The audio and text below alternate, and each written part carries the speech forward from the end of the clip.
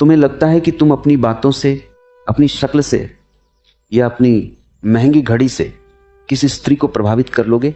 ये तुम्हारी सबसे बड़ी भूल है। तुम जिसे महज एक खुशबू समझ रहे हो, वह दरअसल एक अदृश्य हथियार है, एक ऐसा हमला जिसके खिलाफ इंसान का दिमाग कभी कोई ढाल नहीं बना पाया। शब्दों तक तो तर्क पहुंच जाता है, लेकिन सुगंध सीधा लिम्बिक सिस्टम पर प्रहार करती है, मस्तिष्क का वह हिस्सा जहां भावनाएं जन्म लेती हैं और जहां इंसान का वश नहीं चलता। यह राज दुनिया के उन 0.1% लोगों को पता है जो बिना कुछ कहे महफिल लूट लेते हैं।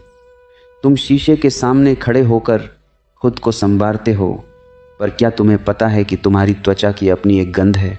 जब तुम उस पर सही इत्र की एक बूंद डालते हो तो वह रसायन नहीं रह जाता, वह एक सिग्नल बन जाता है, एक ऐसा संकेत जो सामने वाली स्त्री के अवचेतन मन में तुम्हारी एक ऐसी तस्वीर बनाता है जिसे तुम खुद भी नहीं जानते। मज़े की बात देखो, तुम पसीने और धूल में लथपथ होकर सोचते हो कि तुम मर्दानगी का प्रदर्शन कर रहे हो। भाई, वह मर्दानगी नहीं, वह साक्षात विदाई का संदेश है।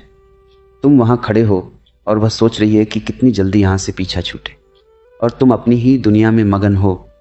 यह वैसा ही है जैसे कोई फटे हुए ढोल को पीट कर कहे कि मैं संगीत पैदा कर रहा हूं। स्त्रियां गंध को लेकर पुरुषों से कहीं ज्यादा संवेदनशील होती हैं। उनके पास एक बायोलॉजिकल रडार होता है। जब एक विशिष्ट, ठहरी हुई और रहस्यमयी सुगंध उन तक पहुंचती है तो उनके भीतर का सुरक्षा चक्र अपने आप गिर जाता है। वह गंध उनके खून में मिल जाती है और एक विचार बन जाती है। और याद रखना, इंसान किसी इंसान से नहीं हारता, वह अपने ही भीतर पैदा हुए एक विचार से हार जाता है। इत्र लगाना एक कला है, विज्ञान नहीं। लोग पूरी बोतल खुद पर उड़ेल लेते हैं जैसे किसी नाले को साफ कर रहे हों। ये मूर्खता है।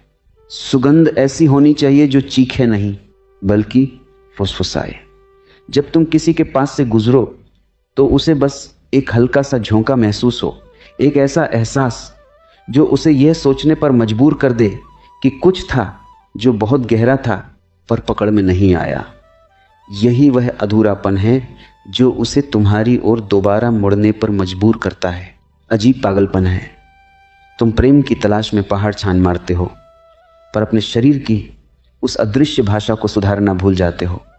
एक स्त्री को तुम अपने ज्ञान से दबा सकते हो, अपने धन से चौंधिया सकते हो, लेकिन उसे अपना कैदी बनाने का सबसे छोटा रास्ता उसकी नाक से होकर उसके हृदय तक जाता है।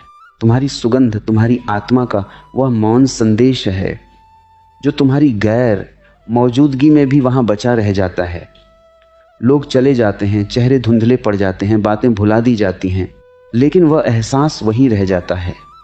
अगर वह सुगंध सम्मोहक है तो वह स्त्री तुम्हारी यादों की गुलाम हो जाएगी। वह खुद से पूछेगी कि आखिर इस आदमी में ऐसा क्या था। उसे जवाब नहीं मिलेगा, क्योंकि जवाब तो उस इत्र की उस बूंद में छिपा था जो तुमने बड़ी चालाकी से अपने पल्स पॉइंट्स पर लगाई थी। पशु जगत में कोई लव लेटर नहीं लिखे जाते, वहां सब कुछ गंध का खेल है।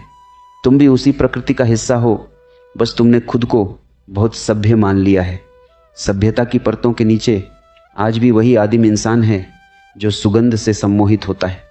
तो अगली बार जब तुम किसी के सामने जाओ तो ये मत सोचना कि तुम्हारी जुबान क्या कहेगी, ये सोचना कि तुम्हारी सुगंध क्या संदेश भेज रही है। अगर वह सुगंध सही है तो तुम्हें एक शब्द भी बोलने की जरूरत नहीं पड़ेगी। वह खुद तुम्हारी ओर खिंची चली आएगी, जैसे कोई प्यासा पानी की तलाश में निकलता है। यह कोई जादू टोना नहीं है, ये तो बस अस्तित्व का एक अत्यंत गोपनीय और गहरा नियम है जिसे तुम आज जान गए हो। तुम अब वह साधारण इंसान नहीं रहे जो भीड़ का हिस्सा था। अब तुम्हारे पास वह चाबी है जिससे तुम किसी के भी मन का द्वार खोल सकते हो। तुमने कभी सोचा है कि तुम्हारी खाल की अपनी एक भाषा है जिसे तुम पसीना कहते हो? वह दरअसल तुम्हारे शरीर का एक रेडियो सिग्नल है जो 24 घंटे प्रसारित हो रहा है, और जब तुम उस पर इत्र की एक सही बूंद छिड़कते हो तो तुम उस सिग्नल की फ्रीक्वेंसी बदल देते हो। यह वह कला है जिसे दुनिया के 0.1% लोग भी ठीक से नहीं जानते। वे समझते हैं कि खुशबू बस नहाने का विकल्प है। पागलपन है। इत्र नहाना नहीं है, इत्र तो अदृश्य आवरण है। स्त्रियां पुरुषों की तुलना में गंध के प्रति 10 गुना ज़्यादा संवेदनशील होती हैं। यह प्रकृति का सुरक्षा चक्र है। जब तुम किसी स्त्री के पास से गुजरते हो तो उसकी नाक तुम्हारे शब्दों से पहले तुम्हारे चरित्र को सूंघ लेती है। अगर तुम्हारी गंध में एक ठहराव है, एक गहराई है, तो उसके मस्तिष्क का वह हिस्सा सक्रिय हो जाता है जो करोड़ों साल पुराना है। जहां तर्क, लॉजिक का कोई अस्तित्व नहीं है, वहां सिर्फ आकर्षण बचता है। मजे की बात देखो, तुम जिम जाते हो, अपनी मांसपेशियों को फुलाते हो जैसे कोई विज्ञापन कर रहे हो, पर असलियत यह है कि तुम्हारी बाइसेप्स से पहले तुम्हारी खुशबू उस स्त्री के दिल के दरवाजे पर दस्तक देती है। और अगर वह खुशबू सस्ती है या बहुत ज़्यादा तेज है तो वह दरवाज़ा अंदर से बंद हो जाता है। लोग अक्सर गलती करते हैं, वे फूलों जैसी मीठी खुशबू लगा लेते हैं।